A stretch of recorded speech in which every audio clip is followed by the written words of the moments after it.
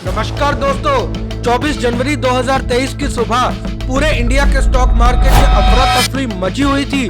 रातों रात एक आदमी की कंपनी से 9 लाख करोड़ रुपए से ज्यादा मार्केट कैप उड़ गया। बैंक टेंशन में, इन्वेस्टर्स पैनिक में, टीवी पे सिर्फ एक ही नाम, गौतम अडानी। ये वही आदमी था जो कुछ महीने पहले तक एशिया का सबसे अमीर इंसान था। डायमंड सॉर्टिंग से लेकर ports, power, airport, cement, green energy, हर जगह एक ही नाम, अडानी ग्रुप। और अचानक से एक फॉरेन रिसर्च रिपोर्ट आई, अडानी ग्रुप दुनिया की सबसे बड़ा कॉर्पोरेट फ्रॉड है। अब सवाल ये नहीं था कि अडानी रिच कैसे बना, सवाल ये था कि इंडिया की पूरी इंफ्रास्ट्रक्चर ग्रोथ क्या एक आदमी पर टिकी है। 3.36 लाख रुपए करोड़ का डेब्ट अगर हिला तो बैंकिंग सिस्टम हिलेगा। और सबसे बड़ा सवाल, क्या गौतम अडानी सिर्फ पॉलिटिकल सेटिंग का प्रोडक्ट है या कोई ऐसी स्ट्रेटेजी यूज कर रहा है जो हर बिजनेस स्कूल में पढ़ाई जानी चाहिए। और फिर एक फॉरेन रिसर्च कंपनी से एक रिपोर्ट आया, हिडनबर्ग रिसर्च। रिपोर्ट में लिखा था गौतम अडानी दुनिया की सबसे बड़ी कॉर्पोरेट फ्रॉड है, offshore company, stock manipulation, fake business. अब सवाल ये था, क्या अडानी एक्चुअली फ्रॉड था या ये एक मिसअंडरस्टैंडिंग थी, या दोनों ट्रू है। लेकिन असली सवाल बहुत अलग है। असली सवाल ये नहीं है अडानी रिच कैसे बना, असली सवाल ये है कैसे एक 16 साल का ड्रॉप आउट जो 1 रुपया लेकर बॉम्बे गया डायमंड सॉर्टर बनने, वो इंडिया का सबसे बड़ा इंफ्रास्ट्रक्चर एम्पायर बिल्ड करता है। क्यों पोर्ट्स, पावर, एयरपोर्ट, गैस, हर क्रिटिकल सेक्टर में एक ही नाम दिखता है। और सबसे इम्पोर्टेंट, क्या ये स्ट्रेटेजी हर फाउंडर को सीखनी चाहिए या ये रिस्क भी कंसीडर करना जरूरी है। शुरुआत करते हैं ओरिजिन से, क्योंकि अगर आप रूट समझेंगे तो आपको अब सब समझ आएगा।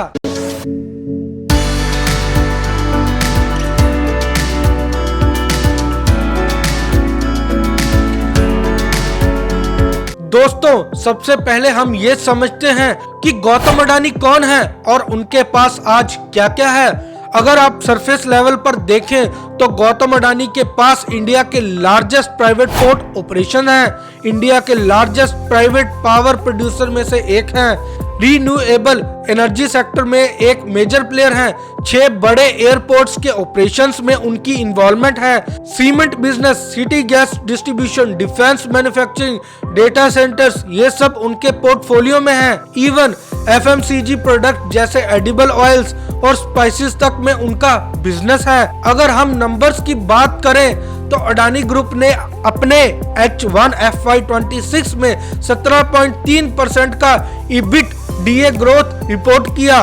ग्रुप का ग्रॉस डेब्ट लगभग 3.36 लाख करोड़ रुपए के आसपास स्टैंड कर रहा है। मार्केट कैपिटलाइजेशन में एक टाइम पर 12.8 लाख करोड़ तक पहुंच गया था और अडानी ग्रुप की पर्सनल नेटवर्थ एक टाइम पर ये 95 बिलियन डॉलर तक थी, जो उन्हें एशिया के सबसे अमीर व्यक्ति बनाती थी।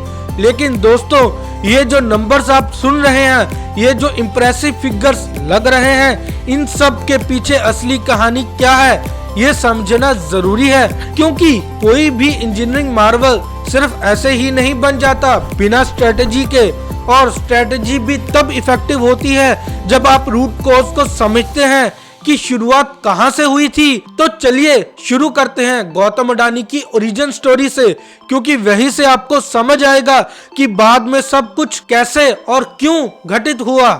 24 जून 1962 अहमदाबाद, एक सिंपल जैन फैमिली, लिमिटेड पैसा लेकिन एम्बिशंस बड़े।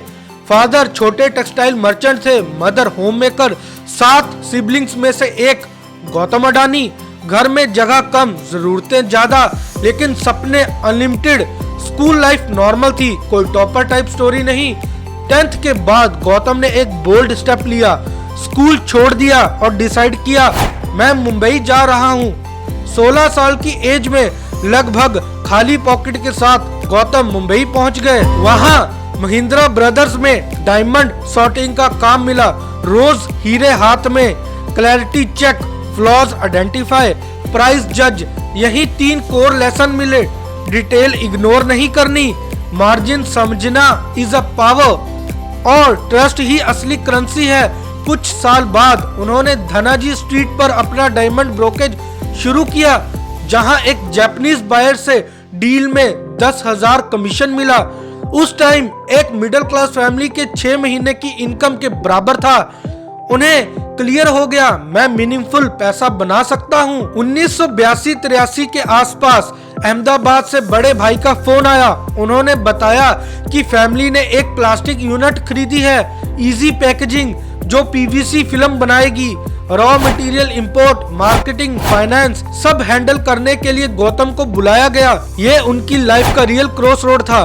मुंबई का स्टेबल सक्सेसफुल डायमंड बिजनेस या अहमदाबाद का risky uncertain family venture. Number के हिसाब से मुंबई सेफर था, लेकिन फैमिली का कॉल ज्यादा स्ट्रॉन्ग निकला। गौतम ने डिसीजन लिया, मुंबई छोड़कर वापस अहमदाबाद आ गए। ऊपर से यह सिर्फ एक प्लास्टिक यूनिट लगती थी, लेकिन असल में यही उनका ग्लोबल ट्रेड का एंट्री पॉइंट बना। Raw material imports, foreign suppliers, currency, credit terms, logistics, यहीं से उनकी सोच लोकल से ग्लोबल स्केल की तरफ शिफ्ट होने लगी। 1990s इंडिया लिबरलाइज हो रहा था, अडानी एक्सपोर्ट्स तेजी से ग्रो कर रहा था, लेकिन गौतम को एक चीज बर्बाद कर रही थी, पोर्ट्स। कांडला, ओखा, जहां भी जाओ same story, congestion, delays, endless paperwork. Cargo आ जाता था, लेकिन कब निकलेगा कोई गारंटी नहीं। उनके दिमाग में एक ही थॉट घूम रहा था, मेरा बिजनेस स्ट्रॉन्ग है, बॉटलनेक सिर्फ इंफ्रास्ट्रक्चर है। इसी बीच एंट्री होती है कारगिल की, एक अमेरिकन जायंट। उनको मुद्रा रीजन से सोल्ट एक्सपोर्ट करना था। उन्होंने अडानी को अप्रोच किया। प्लान था 50-50 जेवी, salt forms plus private jetty. Negotiation चालू, फिर कारगिल ने हायर स्टेक की डिमांड करना शुरू कर दिया। डील टूट गई। कारगिल ने बोला छोड़ो, हम कंडला से ही एक्सपोर्ट कर लेंगे। आम आदमी सोचता रिस्क बच गया। गौतम ने उल्टा सोचा, अगर कारगिल जैसा जाइंट यहाँ इंटरेस्ट ले रहा था तो पोटेंशियल बहुत बड़ा है। अगर वो नहीं बना रहे तो उन्हें मैं बनाऊंगा। उस टाइम गुजरात पॉलिटिक्स का मूड भी पोर्ट्स फ्रेंडली था। चिमन भाई पटेल फिर केशु भाई पटेल, दोनों का फोकस गुजरात को इंडस्ट्रियल हब बनाना, स्पेशली पोर्ट्स के थ्रू। और मुद्रा एक मार्शलैंड, बारिश में पानी में डूब जाता था, फ्लड प्रोन, लोग लिटरली उस जमीन को बेकार समझते थे। स्टेट ने डिसाइड किया इनको इंडस्ट्रियल यूज के लिए लीज पर दे दो। 1993 से 2005 के बीच अडानी ने यही लैंड लीज पर लिया। शुरू में ऑलमोस्ट स्क्रैप रेट पर, रफली 1993 में 10 पैसे पर स्क्वायर मीटर, 1995 में 1 रुपए पर स्क्वायर मीटर, 1996 में 1.5 रुपए पर स्क्वायर मीटर और 2005 14 से 50 रुपए पर स्क्वायर मीटर, जब एरिया डेवलप हो चुका था। आज पॉलिटिकल स्पीचेस में एक सिंप्लीफाइड लाइन चलती है, मोदी ने अडानी को 1 रुपए में जमीन दे दी। रियलिटी में ये थी कि जब बल्क लैंड ली गई तब वो marshy, flood prone, near worthless थी। वैल्यू क्रिएट किसने की? गौतम ने।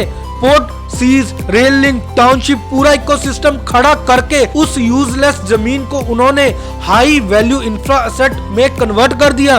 1995 में अडानी ने गुजरात गवर्नमेंट के साथ 74:26 पार्टनरशिप साइन की, यानी 74% अडानी का और 26% स्टेट का।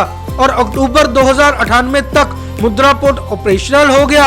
इंडिया का पहला privately developed deep draft all weather commercial port. यहीं से कैश मशीन शुरू हुई। हर टन कार्गो पे चार्जेस, स्टोरेज से इनकम, पायलटेज से logistic services, long term contracts. जितना ज्यादा कार्गो उतना ज्यादा predictable cash flow. Experts R N. Bhaskar के वर्ड्स में, मुद्रा पोर्ट ने अडानी के लिए वो रोल प्ले किया जो जामनगर रिफाइनरी ने रिलायंस के लिए किया गया। ये एक एंकर एसेट था, फाउंडेशन जिसपे पूरा अडानी एम्पायर खड़ा होना था। गौतम अडानी यहाँ सिर्फ एक ट्रेडर नहीं रहे, वो बन गए इंफ्रास्ट्रक्चर आर्किटेक्ट। मार्शलैंड को पोर्ट्स में बदला, पोर्ट्स को एम्पायर में। और ये तो सिर्फ शुरुआत थी, आगे की कहानी पावर, कोल, पॉलिटिकल और कनेक्शंस का रियल गेम था। चलो दोस्तों, एक सिंपल एग्जांपल लेते हैं पिज्जा शॉप की।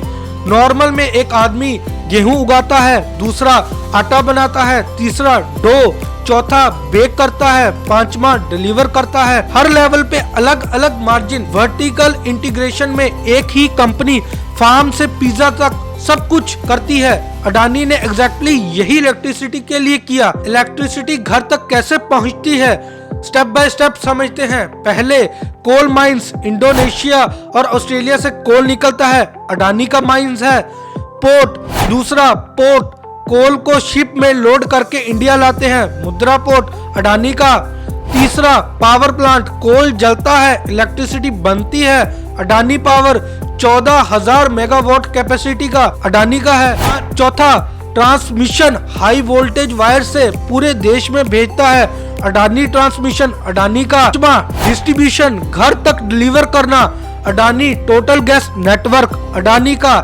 यानी कोल माइन से लेकर घर तक पूरी जर्नी एक इकोसिस्टम में। ये क्यों पावरफुल था? पहला, कॉस्ट, अगर अलग कंपनीज होते तो अलग लेवल पे मार्जिन होता, अडानी में सब मार्जिन अडानी का, टोटल फाइनल कॉस्ट कम। दूसरा, कंट्रोल, अगर पोर्ट बाहर हो जाए अडानी का पावर प्लांट नहीं रुकता, पोर्ट भी अपना, रेलवे भी अपना। तीसरा, मॉट, कंपटीशन आएगा तो उसको कोल, पोर्ट, ट्रांसमिशन सबसे डील करनी पड़ेगी साइमल्टेनियसली। प्रैक्टिकली ये इम्पॉसिबल स्केल है। अडानी ने oil, edible oil, cement, steel सब इंटीग्रेट किया। पैटर्न, अडानी कभी सिर्फ प्रोडक्ट नहीं सोचता, हमेशा इकोसिस्टम जहां हर बिजनेस एक दूसरे को फीड करता है। तो चलो दोस्तों, अब आते हैं इस वीडियो के कंक्लूजन पर। पहला, प्रोडक्ट मत सोचो, इकोसिस्टम सोचो। अडानी का सबसे बड़ा जीनियस यही था कि उसने कभी सिर्फ पोर्ट बिजनेस, पावर बिजनेस या ऑयल बिजनेस नहीं सोचा, उसने पूरा इकोसिस्टम डिजाइन किया। जहां पोर्ट से कोल आया, वहीं से पावर प्लांट चला, वहीं से ट्रांसमिशन लाइन निकली, वहीं से रीजन में cement, edible oil, steel, gas सब प्लग इन होते गए। इससे हर बिजनेस दूसरे बिजनेस को फीड करता है। लर्निंग ये है, लॉन्ग टर्म विनर वो होता है जो सिर्फ एक प्रोडक्ट नहीं बल्कि पूरी वैल्यू चेन को समझ के गेम खेलता है। दूसरा, डेप्थ जरूर यूज करो लेकिन डिजाइन के साथ, नॉट डेस्परेशन से। इंफ्रास्ट्रक्चर जैसे सेक्टर डेप्थ के बिना ग्रो ही नहीं हो सकते। अडानी ने भी ports, power plant, solar farms, airports सब डेप्थ से बनाया।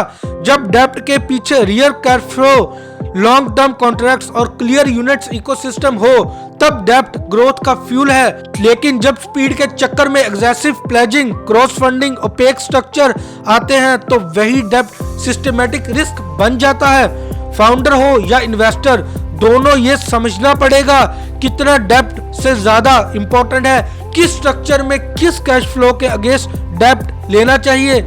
ग्रोथ बिना governance equals to time bomb. Adani case दिखाता है कि phenomenal execution, vertical integration, policy alignment सब होने के बाद भी अगर governance, disclosure, share pledging, related party clarify strong नहीं है तो एक रिपोर्ट जैसे हिडनबर्ग पूरा पर्सपेक्शन हिला सकती है। एसेट्स रियल हो फिर भी वैल्यूएशन, ट्रस्ट और कॉस्ट ऑफ कैपिटल डैमेज हो सकते हैं। लर्निंग सिंपल है, ग्रोथ स्ट्रेटजी, नेटवर्किंग सब इम्पोर्टेंट है लेकिन सस्टेनेबल वेल्थ सिर्फ तब बनती है जब गवर्नेंस इक्वल स्ट्रॉन्ग हो, वरना चाहे आप कितने भी बड़े हो, मार्केट एक दिन आपका हिसाब करेगा। तो चलिए अब मैं आपसे विदा लेना चाहता हूँ। अब हम मिलेंगे किसी अगली वीडियो में किसी नए टॉपिक पे। ऐसे ही वीडियोस को देखने के लिए आप हमें फॉलो जरूर करें। मैं हूँ अविनाश कुमार और आप देख रहे हैं बिजनेस विद आर के।